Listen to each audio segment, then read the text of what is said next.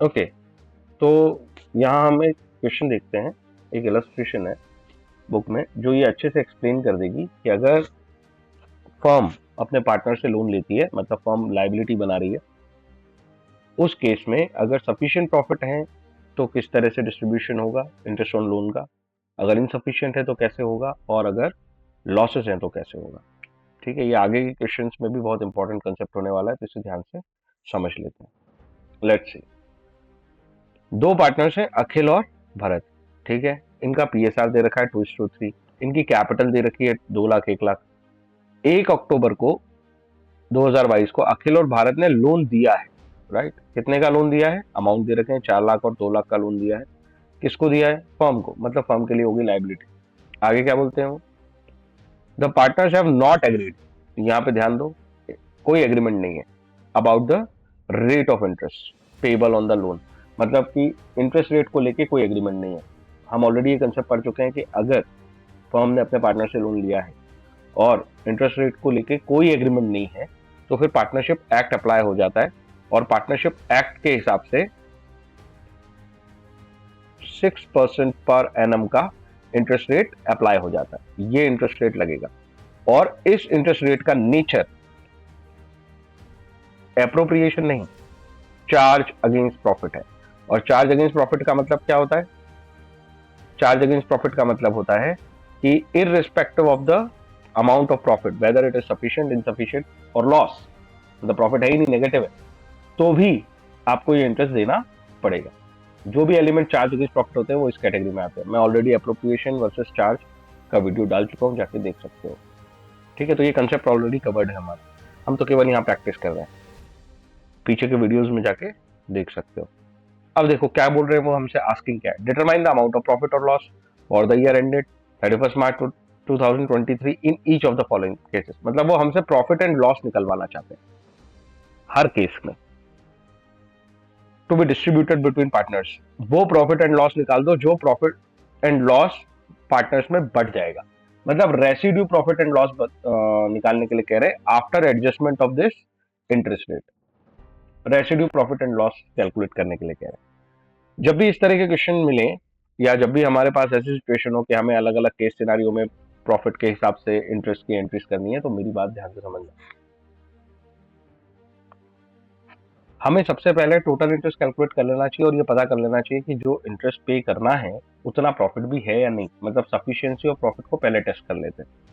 कैसे टेस्ट होगी, टोटल मिला के लोन देखो कितने अमाउंट के, 4 लाख और 2 लाख दोनों पार्टनर्स के लोन है, इसका मतलब है 6 लाख रुपए का लोन है, राइट। और 6 लाख रुपए के लोन पे हमें 6% पर एनम से इंटरेस्ट चार्ज करना है।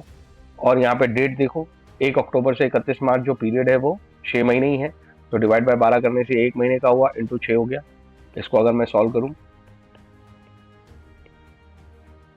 ठीक है, तो 6000 इंटू 3, 18,000 रुपए का इंटरेस्ट आया। अब इससे सफिशियंसी पता चल जाएगी, अगर हमारा प्रॉफिट 18,000 या उससे ज्यादा है तो हमारे पास सफिशिएंट प्रॉफिट अवेलेबल है, अदरवाइज नहीं है। तो पहले केस में देखो तो सफिशिएंट प्रॉफिट अवेलेबल है, केस 1 में सफिशिएंट है, पर दोनों ही केस में इनसफिशिएंट है, यहाँ तो है ही नहीं और यहाँ तो लॉस है। चार्ज अगेंस्ट प्रॉफिट वाले कंसेप्ट को समझना, पहला केस तो बहुत सिंपल है, 25,000 रुपए का प्रॉफिट है और हमें केवल इंटरेस्ट की तरह से 18,000 रुपए ही देने हैं, तो मेरे पास सफिशिएंट प्रॉफिट है।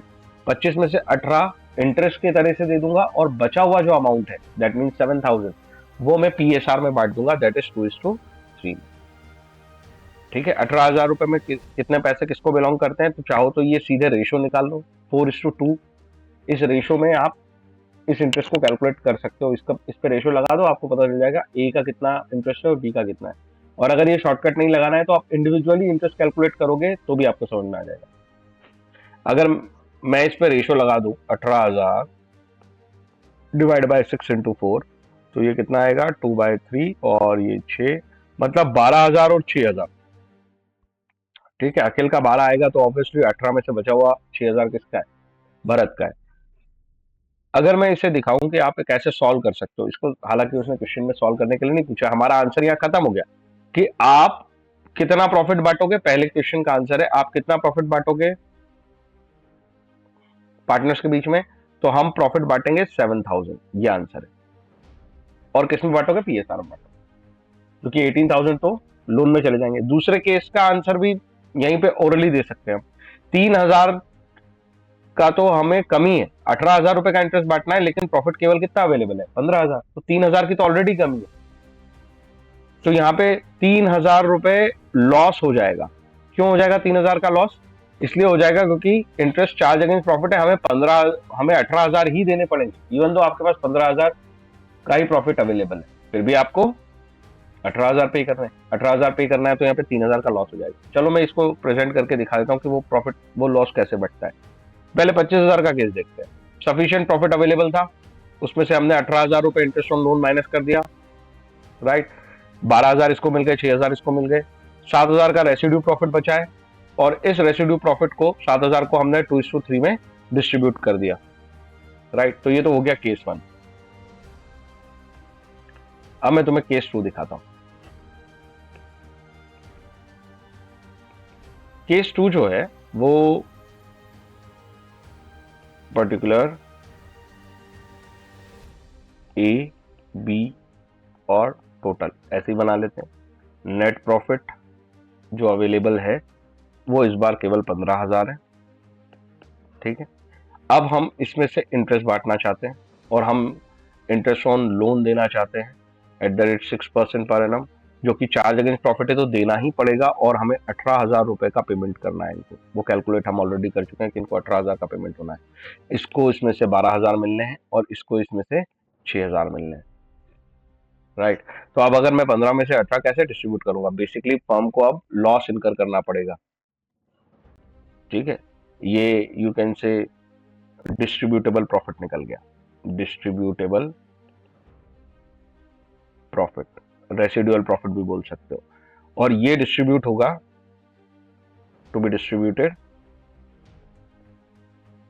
इन पीएसआर। ये पीएसआर में डिस्ट्रीब्यूट होगा। पीएसआर कितना है हमारा? 2:3। अगर 2:3 है तो 3,000 डिवाइडेड बाय 5 इंटू 2 और फिर इंटू 3, तो 600 इंटू 2 1200 और 1800। ये दोनों से लाना पड़ेगा। देखो मैं नेगेटिव लिख रहा हूं क्योंकि लाया हूं मैं पैसे, और पैसे आए हैं तो पॉजिटिव हो गया, ये आपका हिसाब किताब नील हो गया, राइट। अगर कोई इंडिविजुअली निकालना चाहे तो उसको 12,000 में से 1,200 रुपए मतलब उसे मिल जाएंगे ए को इंटरेस्ट के नाम पे, और 1,200 रुपए उसे लॉस का शेयर देना पड़ेगा। ये लॉस का शेयर है उसका, वो फर्म में आएगा और ये फर्म से जाएगा, ठीक है। तो ए को कितने पैसे मिलेंगे? 12,000 माइनस 1,200, तो 11 और 200 हटा दो तो 10,800। 10,800 उसे मिल जाएंगे, ठीक है। और 6,000 में से हटा दो तो 5 और 4,200। अगर तुम इसका टोटल निकाल के देखो ना, तो बेसिकली हमारे पास 15,000 रुपए बांटने के थे, ये 15,000 रुपए ही बटे हैं, देखो, ठीक है। तो इस तरीके से ये एडजस्टमेंट सीखो। और मैंने इसकी ओवरऑल पिक्चर इसलिए दिखा दी आपको क्योंकि जब हम पास्ट एडजस्टमेंट वगैरह के क्वेश्चन करेंगे तो इंडिविजुअली किस पार्टनर को कितने पैसे मिलने चाहिए और कितने मिले हैं, वो सारे कैलकुलेशन इसी तरीके से हैंडल होने। तो ये टेबल की आदत बना लो, इसे आप कह सकते हो ये कैलकुलेशन ऑफ प्रॉफिट एप्रोप्रिएशन है, किस पार्टनर को कितना प्रॉफिट मिलना चाहिए, ठीक। अब अगर मैं तीसरा केस देखूं, तो तीसरे केस में तो लॉस है ऑलरेडी। उन्होंने कहा कि हमारे ऊपर तो वैसे ही लॉस है, फर्म ने लॉस इनकर किया है, कितने का? 25,000 रुपए का। अब 25,000 के लॉस के बाद अगर हमें इंटरेस्ट ऑन पार्टनर्स लोन देना है, और इंटरेस्ट ऑन पार्टनर्स लोन जो है वो चार्ज अगेंस्ट प्रॉफिट होता है, तो वो तो देना ही पड़ेगा कंपल्सरीली। इसको कैसे हैंडल करेंगे? पर्टिकुलर ए, बी, टोटल प्रॉफिट अवेलेबल कितना है? नेगेटिव है 25,000 का। इसे हम डिस्ट्रीब्यूट करना चाहते हैं, लेकिन एक एडजस्टमेंट के बाद। तो पहले एडजस्टमेंट कर देते हैं। इंटरेस्ट ऑन लोन @6%, वही वाली बात है। और इंटरेस्ट ऑन लोन कितना कितना देना है? इसको 12,000 पक्का देना है, और इसे 6,000 रुपए देने हैं, राइट। इस तरीके से 18,000 का इंटरेस्ट ऑन लोन देना है,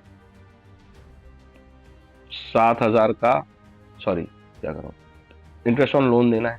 अब ऑलरेडी लॉस में ऊपर से 18,000 रुपए और दोगे, तो फर्म को तो और नुकसान हो गया ना, राइट। और फर्म लॉस में कितना चली गई, 35 प्लस 8, 43,000 के लॉस में चली गई। ये लॉस है जो डिस्ट्रीब्यूट होगा। ठीक है, बुक के क्वेश्चन का आंसर तो यही खत्म हो गया। पर चलो हम इसकी बात कर ले कि ये लॉस का क्या होगा। इस लॉस का, ये डिस्ट्रीब्यूटेबल प्रॉफिट है। मैं यहाँ प्रॉफिट लिख के यहाँ नेगेटिव साइन लगा रहा हूँ, राइट, ताकि वो लॉस समझ में आए। और इसे हम to be distributed in PSR, और पीएसआर आप जानते हो कितना है, 2:3। तो अगर मैं 43,000 को बांटने की कोशिश करूंगा, डिवाइडेड बाय 5 × 2, 8,600, 8,600 का डबल 17,200, 17,200 का लॉस इन भाई साहब को मिलेगा। और अगर मैं इंटू 3 कर दूं तो 8 या 24, 24,000 वो, और 6 या 18, 1800 वो, 25,800, राइट। ये लॉसेस इनको बियर करने पड़ेंगे, मतलब फॉर्म में लाने पड़ेंगे। इनकी कैपिटल से हम ये शेयर निकाल लेंगे, तो ये हिसाब किताब नील हो जाएगा। लेकिन अगर मैं तुम्हें दिखाऊं तो एग्जैक्टली वही प्रॉफिट, वही लॉस बटा है जो लॉस बटना चाहिए। अगर इन दोनों का सम करें तो टोटल 43,000 का लॉस इनको बटना चाहिए था, और ये 43,000 ही है। आई होप मेरी बात समझ में आ गई। ठीक है, अगर मैं इसको और एक तरीके से दिखाऊं कि कौन पार्टनर कितना फर्म में पैसा लेके आएगा, फाइनल नेट इफेक्ट क्या पड़ा, तो मैं ऐसे भी दिखा सकता हूं। 12,000 में से 17,200, 12,000 मिलेंगे ए को, और वो 17,200 लेके आएगा। मतलब 5,200 रुपए उसे लेके आने पड़ेंगे, 5,200 रुपए फर्म में वो लेके आ रहा है, नेगेटिव साइन ये दिखा रहा है। इसे 6,000 मिलेंगे और ये 25,800 लेके आएगा। तो 25 में से अगर 6 हटा दें हम, तो 19,800 ये लेके आएगा। अब तुम देखो इनका टोटल कितना होगा। ये वही लॉस होगा जो शुरुआत में था कि आपको 25,000 रुपए का लॉस इस तरीके से भुगतना पड़ा। ठीक है, अंतर समझना। अगर मैं ये एडजस्टमेंट नहीं होता तो 25,000 का लॉस 2:3 में बचता, बट ये 2:3 नहीं है, 5,200 और 19,800, क्योंकि इस पे इम्पैक्ट है उस एडजस्टमेंट का।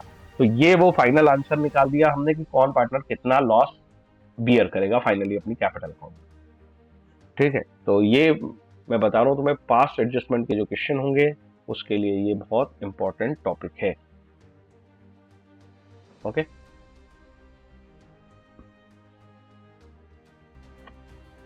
हम अगला इलस्ट्रेशन देखते हैं, इलस्ट्रेशन नंबर 4। ये इलस्ट्रेशन बहुत इंपॉर्टेंट है इस कंसेप्ट को समझने के लिए कि जर्नल एंट्रीज कैसे होती है ना। Interest on loan by partner to firm, मतलब फर्म के लिए जो ऑब्लिगेशन वाला लोन होता है और पार्टनर से उसने वो लोन लिया होता है, उस केस में जर्नल एंट्रीज कैसे होती हैं, जर्नल एंट्रीज से लेजर कैसे क्रिएट होता है। तो ये एग्जांपल इसी चीज को समझाने के लिए, राइट।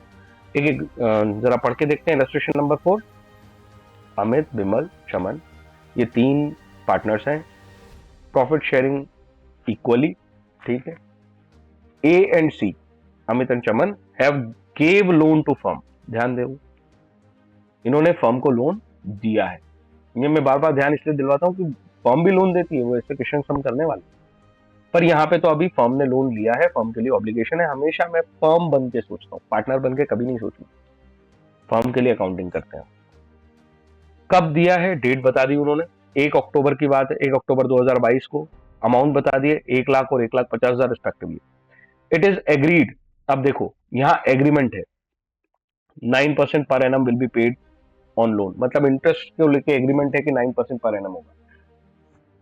कंसेप्ट ये है कि अगर एग्रीमेंट ना हो तो 6% पर एनम इंटरेस्ट चार्ज होता है, लेकिन अगर एग्रीमेंट है तो जो एग्रीमेंट है वो चार्ज हो, भले वो 1% इंटरेस्ट रेट का एग्रीमेंट हो, 3% हो, 9% हो, 25% हो, कोई फर्क नहीं पड़ता। जो एग्रीमेंट है वो लगता है। केवल in the absence of agreement हमें पार्टनरशिप एक्ट पे जाना पड़ता है, वो भी केवल लिमिटेड केसेस में। एक केस है loan by partner to firm, और दूसरा केस है पीएसआर, जिसमें हमें इक्वल शेयर करना पड़ता है। यहाँ पे तो एग्रीमेंट है, तो हमें ज्यादा नहीं सोचना, सीधा 9% पर एनम का हिसाब लगेगा इंटरेस्ट के लिए।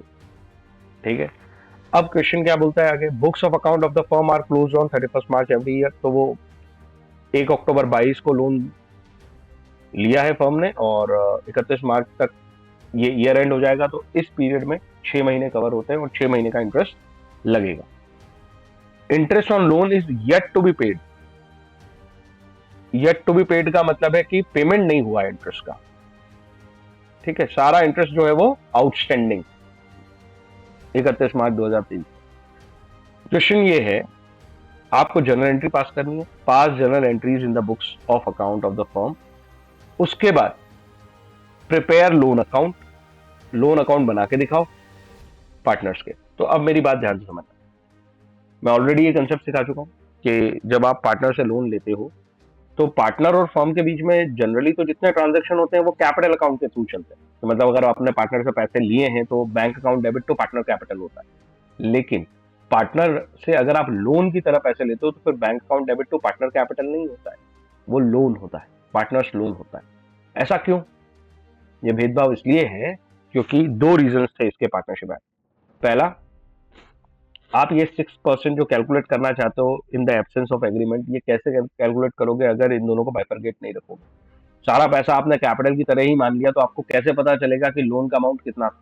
और दूसरा, चलो ये हमने तो एग्रीमेंट कर रखा है सर, तो चलो ठीक है, ये रीजन ना भी लगे आपके केस में, इस फॉर्म के केस में, तो दूसरा रीजन तो लगेगा ही लगेगा कि कल को अगर ये फॉर्म डिसॉल्व होगी, और वो कभी ना कभी तो होगी, और हम तो एक बात जानते हैं, अभी हमने एक कंसेप्ट तो पढ़ ही लिया है कि अगर कोई डेथ हो जाती है किसी पार्टनर की, अनलेस अदरवाइज एग्रीड, अगर आपने कुछ एग्रीमेंट नहीं किया है और डेथ हो गई है तो पार्टनरशिप एक्ट बोलता है फर्म डिसॉल्व हो जाएगी। बाकी आप म्यूचुअली भी डिसॉल्व कर सकते हो। डिसॉल्व का मतलब होता है फर्म को एंड करना, सारे हिसाब किताब बराबर करना। तो वो जो पैसे पड़े होते हैं फर्म में, उन पैसों का या उन असेट्स का क्या होता है डिसोल्यूशन पे? डिसोल्यूशन पे आउटसाइडर्स को सारे पैसे चुका दिए जाते हैं जितनी आपकी आउटसाइड लाइबिलिटी है। आउटसाइड लाइबिलिटी के बाद नंबर आता है पार्टनर्स को पैसे देने का। तो पार्टनर्स को जो पैसे देने का नंबर आता है उसके अंदर पहले अगर पार्टनर से आपने लोन की तरह कोई पैसा लिया है, लोन की तरह पैसे लेने का मतलब है उसका मैंडेटरी रीपेमेंट है, उस पर इंटरेस्ट लगना चाहिए, उस तरीके से अगर आपने कोई पैसा लिया है तो पहले वो पैसा लौटाना पड़ेगा, और जब तक वो पूरा पैसा लौटा ना दिया जाए एक भी रुपए आप कैपिटल रीपे नहीं करो, ठीक है। तो यहाँ पे एक प्रायोरिटी वाली बात है कि पार्टनर्स लोन ज्यादा प्रायोरिटी पे रीपे होता है इन द या on the event of dissolution, जबकि इंटरेस्ट ऑन कैपिटल की लेस प्रायोरिटी है रीपेमेंट की, वो बाद में रीपे होता है। वहां पे ऑर्डर है, पहले लोन का पैसा दो उसके बाद कैपिटल का पैसा दोगे। तो इस चीज को कैसे मेंटेन करोगे अनलेस आपने पहले से क्लासिफिकेशन नहीं कर रखा है कि पार्टनर से जो पैसा लिया है वो कैपिटल वाला कौन सा है और लोन वाला कौन सा है। तो इस चीज को, सिचुएशन को हैंडल करने के लिए हम पार्टनर लोन अकाउंट मेंटेन करते हैं, ठीक है। मैंने फिर से ये कंसेप्ट पूरा ही समझा दिया, और इसको समझना बहुत जरूरी है, नहीं तो तुम पार्टनर कैपिटल लगा लोगे, और नहीं भी लगाओगे तो जहां पे लगाना चाहिए वहां पे कंफ्यूज हो जाओगे कि यार ये तो लोन अकाउंट है सर इधर, और उधर तो कैपिटल अकाउंट है, ऐसा भेदभाव क्यों चल रहा है? ठीक है, आगे चलते हैं। अब हमें तो उसने कह दिया कि जर्नल एंट्री कर दो, तो जर्नल एंट्री हम शुरू करेंगे 1 अक्टूबर से। 1 अक्टूबर को हमने लोन लिया है एज अ फर्म, राइट। तो बैंक में पैसे आए होंगे तो bank account debit to partners loan. अब पार्टनर 2 हैं तो 2 बार आ जाएगा, ये हो गई 1 अक्टूबर को एंट्री, ठीक है। टोटल मिला के 1 लाख और 1.5 लाख आए हैं, मतलब हमें 2.5 लाख रुपए मिल गए। उसके बाद कब एंट्री होनी चाहिए? देखो कॉमन सेंस से सोचो, हड़बड़ी नहीं करना। 1 अक्टूबर के बाद कोई इवेंट होगा तो एंट्री करेंगे। 1 अक्टूबर के बाद इवेंट के नाम पे केवल ईयर एंड आया है, ईयर एंड पे तो हमें इंपैक्ट देने ही पड़ते हैं, तो सीधा आ गया ईयर एंड। अगर और कोई इवेंट होता सर तो कैसे होता? जैसे सपोज इंटरेस्ट पे कर देती फर्म, या वो कहते कि बीच साल के बीच में दिसंबर में इंटरेस्ट ड्यू होता है, तो जब ऐसा कुछ होता तो फिर हम उस इवेंट पे जाके रिकॉर्डिंग करते। तो इवेंट नहीं आया, सीधा ईयर एंड आया, तो ईयर एंड अपने आप में एक इवेंट है, और इस दिन हमें सारे रेवेन्यू एक्सपेंडिचर इनकम को क्लोज करना पड़ता है P&L अकाउंट में, और प्रॉफिट निकालना पड़ता है। इस वजह से ईयर एंड पे हमें इंटरेस्ट ऑन लोन, जो कि एक रेवेन्यू नेचर का आइटम है, एक रेवेन्यू एक्सपेंस है, तो हम इसे ड्यू करेंगे। कितना ड्यू करेंगे? 6 महीने का। 6 महीने का कितना ड्यू होगा? अगर मैं बात करूं, आप अलग अलग करना चाहते हो तो 1 लाख रुपए पे कितना ड्यू हो जाएगा? 1 लाख पे 9% उन्होंने कहा है कि इंटरेस्ट लगेगा, ठीक है। ये वर्किंग, आप वर्किंग नोट भी बना सकते हो। और 6 महीने के लिए लगेगा, तो 12 डिवाइडेड बाय 12 करने से 1 महीने का हुआ, इंटू 6 करने से ये 6 महीने का हो गया। ये 2 से कैंसिल है, और ये 2 जीरो से ये 2 जीरो कैंसिल है, और ये 2 से मैं ये 500 बना देता हूँ, तो ये हो गया 4500, ये आ गया 4500। इसी तरीके से आप दूसरे पार्टनर का इंटरेस्ट निकाल लोगे 1.5 लाख के ऊपर, और इन दोनों को जोड़ के आप कहोगे मेरा पूरा फर्म के लिए मतलब एक्सपेंस कितना हुआ है, इन दोनों का सम 11,250। ये इंटरेस्ट ड्यू की एंट्री है। अब ध्यान से देखो, इंटरेस्ट ड्यू किया है और हमने क्रेडिट किसको किया है, लोन को, लोन का अमाउंट बढ़ा दिया। तो एक तो लोन लिया था, अब लोन का अमाउंट बढ़ा रहे हैं और फर्दर क्रेडिट कर रहे हैं, तो जितना इंटरेस्ट ड्यू होता जाता है उतना लोन का अमाउंट बढ़ता जाता है। जब आप पेमेंट करते हो तो पेमेंट किसके अगेंस्ट करोगे, आप सीधे लोन के अमाउंट के अगेंस्ट। पर क्वेश्चन में उसने कहा कि आपने पेमेंट नहीं किया ईयर एंड, इसलिए मैं पेमेंट की एंट्री नहीं कर रहा हूं, ठीक है। अदरवाइज पेमेंट की एंट्री होती है, और पता है पेमेंट की एंट्री क्या होती, अगर इसके बाद सपोज पेमेंट हो जाता तो ये लोन टू पार्टनर, अब वो दोनों नाम है तो दोनों आ जाते, टू बैंक, ये एंट्री कर देता मैं अगर पेमेंट की एंट्री होती, पर पेमेंट हुआ ही नहीं, इसलिए मुझे ये एंट्री नहीं करनी है। आई होप मेरी बात समझ में आ गई। ये सब हो गया सर, अब तो कुछ नहीं बचा।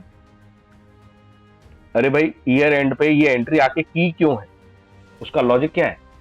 ईयर एंड पे आके हमने ये रेवेन्यू एक्सपेंस रिकॉग्नाइज ही इसलिए किया क्योंकि ईयर एंड पे इस साल के सारे एक्सपेंसेस और सारी इनकम को हमको प्रॉफिट एंड लॉस में ले जाके प्रॉफिट लॉस कैलकुलेट करना है।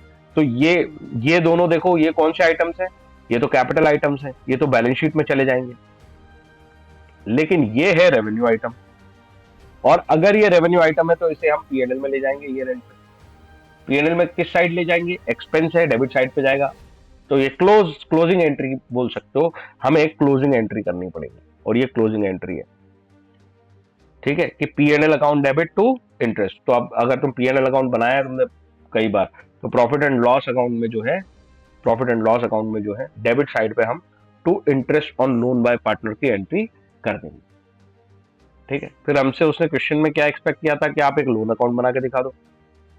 जब हमारे पास जर्नल एंट्री होती है तो लोन अकाउंट बनाने में दिक्कत क्या है।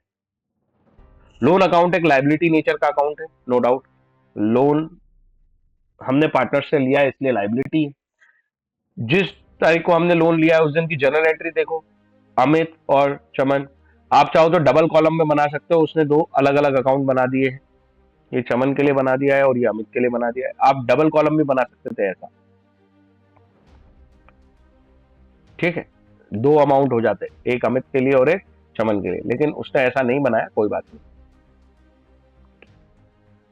जितना जितना लोन लिया, इससे 1 लाख लिया था, इससे 1.5 लाख लिया था, फिर इन पे इंटरेस्ट ड्यू हुए थे क्रेडिट साइड पे, ये जनरल एंट्री की पोस्टिंग हो रही है, कुछ नहीं हो रहा, ये क्रेडिट एंट्रीज पास हो गई 4,500 और 6,750, ये एंट्रीज आ गई, ठीक है, टोटल हो गया, और ये बैलेंस कैरिड डाउन निकल गया ईयर एंड पे। 31 मार्च पे हम बैलेंस कैरिड डाउन निकालते हैं, बैलेंसिंग कर दी, बात खत्म।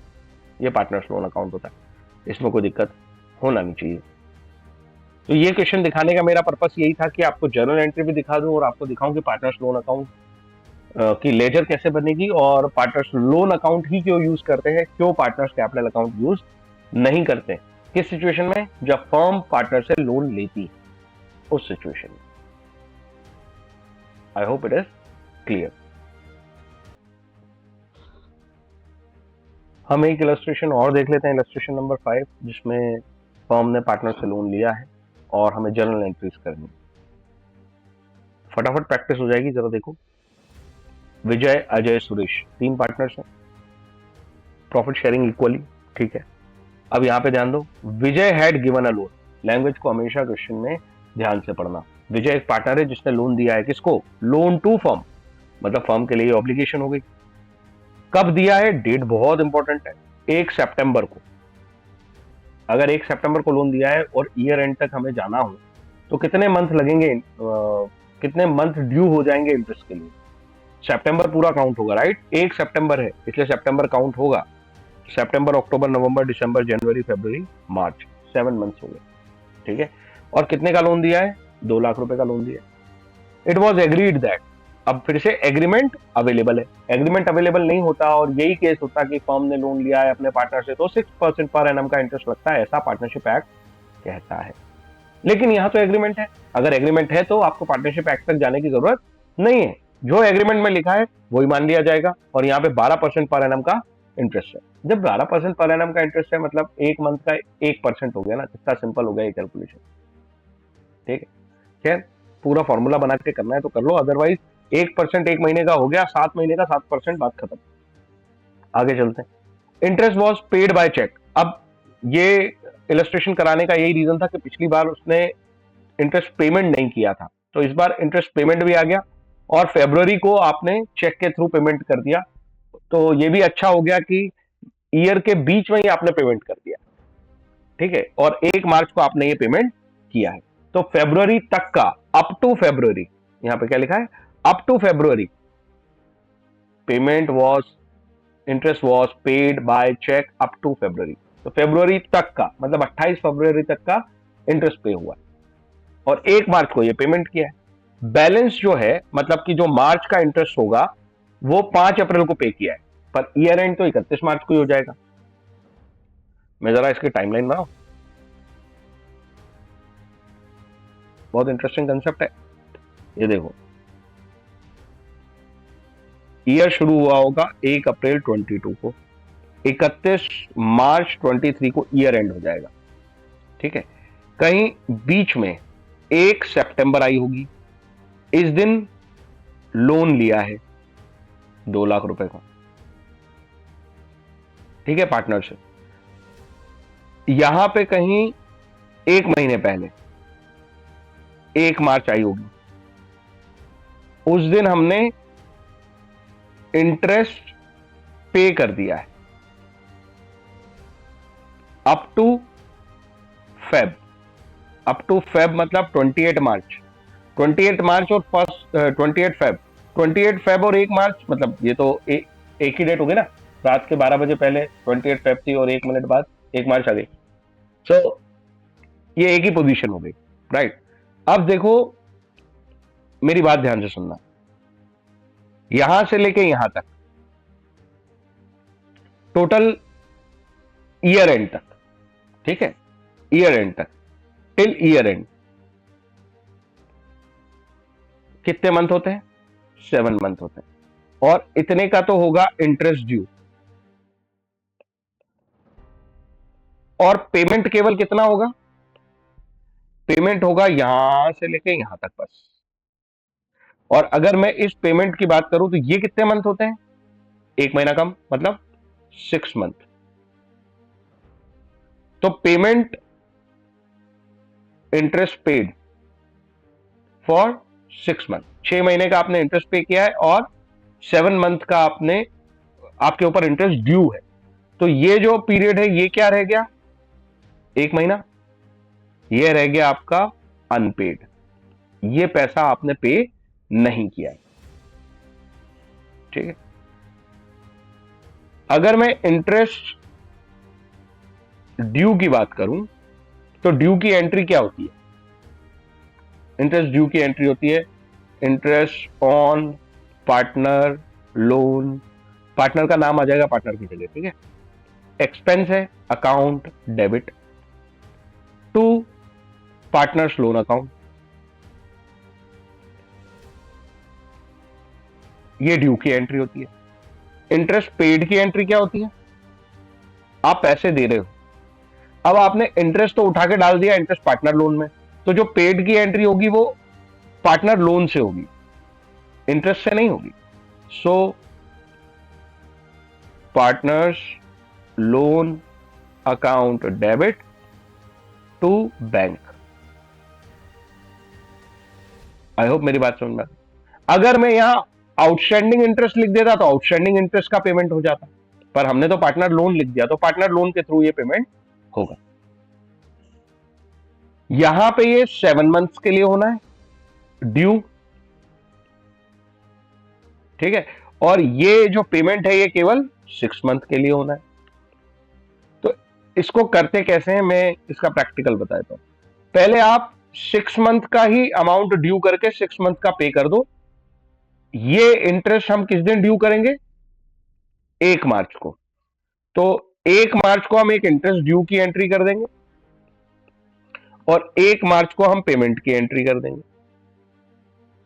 फिर हम 31 मार्च को केवल उतना ही इंटरेस्ट ड्यू करेंगे जितना हमने पूरा नहीं किया, मतलब हमको तो 7 मंथ का करना था, तो हमने 6 मंथ का तो ऑलरेडी कर दिया 1 मार्च को, तो अब मैं केवल 1 मंथ का ड्यू कर दूंगा।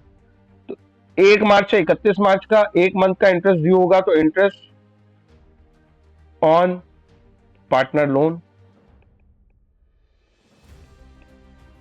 टू पार्टनर्स लोन 1 मंथ का।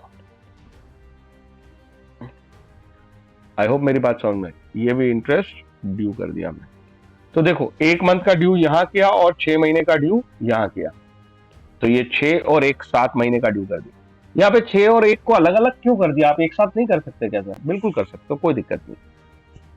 ठीक है, तुम्हारी ही अंडरस्टैंडिंग पर्पस के लिए आसान होगा कि मैं इसे अलग अलग कर दूं। आई होप मेरी बात समझ में आ रही। ठीक, 6 और 1, क्योंकि यहाँ पे 6 का ड्यू करके 6 का पेमेंट भी कर दिया। फिर क्या होगा लास्ट में 31 मार्च, हमने कहा सारे रेवेन्यू आइटम्स खत्म हो जाएंगे। देखो यहाँ पे रेवेन्यू के नाम पे केवल ये जो इंटरेस्ट ऑन पार्टनर्स लोन है यही वाला आइटम है, और ये एक्सपेंस है, और टोटल 7 महीने का इकट्ठा हो गया है, तो इसे पीएनएल में ट्रांसफर कर देंगे। तो PNL account debit to interest on partners loan, ये पूरा 7 महीने का हो गया। अगर मैं इस क्वेश्चन के कैलकुलेशन की बात करूं तो उसने हमसे जनरल एंट्री पूछी है केवल इंटरेस्ट ऑन लोन की। अगर वो हमसे कहता है जनरल एंट्री पास कर दो, तो हम ये लोन वाली एंट्री भी पास कर देते, कोई बहुत बड़ी बात तो नहीं है लोन की एंट्री पास करना। Bank account debit to partners loan, ठीक, और ये कौन सा पार्टनर है? विजय, तो विजय लोन चलेगा हमारे क्वेश्चन में, इसमें कोई दिक्कत नहीं है। पर इंटरेस्ट की बोल रहा है, तो पहला इंटरेस्ट ड्यू उन्होंने देखो 1 मार्च को किया 12,000 रुपए, है ना। जरा कैलकुलेशन हम कर लेते हैं, इसको छोड़ो। कितना है हमारा? 2 लाख, और 7 महीने के हिसाब है, तो इंटरेस्ट ड्यू होना चाहिए 2 लाख इंटू परसेंटेज रेट 12% है, 12/100 डिवाइडेड बाय 12 इंटू 7। ये पूरे 7 महीने का कैलकुलेट कर रहा हूं मैं, ये कैंसिल कर दिया, तो पूरे 7 महीने का तो 14,000 होता है। तो मतलब समझ रहे हो ना तुम, 6 महीने का, हर महीने का 2,000 आ रहा है, सीधी सी बात है। 6 महीने का 12,000 हो जाएगा, और 1 महीने का 2,000 हो जाएगा, ऐसे करके टोटल 14,000 हो जाएंगे। तो 1 मार्च को आप चाहो तो ऐसा करो कि 12,000 यहां ड्यू करो, 12,000 ड्यू कर लिया, फिर उसमें से पे कर दो 12,000, ये 12,000 पे हो गया, फिर ड्यू करो 2,000, और जिसका पेमेंट होगा नहीं, पर पीएनएल में कितने जाएंगे? पूरे साल के 14,000, क्योंकि 2 बार ड्यू हो गया है वो 12 और 12। आप ऐसा कर सकते थे कि इस 12 के अलावा यहाँ पे 14,000 ही कर लो, कुछ भी गलत नहीं होगा। मैंने डेट तो वैसे भी चेंज नहीं, है ना। क्या आप ऐसा कर सकते हो? Answer is no. क्यों नहीं कर सकते? 1 मार्च को पेमेंट कर रहे हो, तो 1 मार्च को 14,000 ड्यू होंगे कैसे? वहां तक तो 6 ही महीने हुए हैं। तो क्योंकि 6 महीने हुए हैं, इसके सही कंसेप्ट यही है कि आप 12,000 ड्यू करो, 12,000 पे करो 1 मार्च को, फिर 31 मार्च को वो 1 महीने का और ड्यू करो, और फिर 14,000 का फाइनल पेमेंट कर दो। आई होप मेरी बात समझ में आ गई। ये देखो इन्होंने 12 का पेमेंट दिखाया है, फिर 1 महीने पर 12 का ड्यू नहीं दिखाया है, पहले 12 का ड्यू भी दिखाना चाहिए था 1 मार्च को। ठीक है, वो एंट्री इन्होंने मिसिंग की है, बाकी हमारा सेम है। ये 12 के ड्यू की एंट्री इन्होंने गायब कर रखी है, इसे होना चाहिए, बिना ड्यू हुए कैसे पे होगी, राइट। सो दैट्स इट, ये हो गया हमारा क्वेश्चन कंप्लीट। तो यहाँ पे एक अच्छी चीज सीखी हमने कि ड्यू का मतलब क्या है, पेमेंट का मतलब क्या है, और उसकी एंट्रीज कैसे होती है।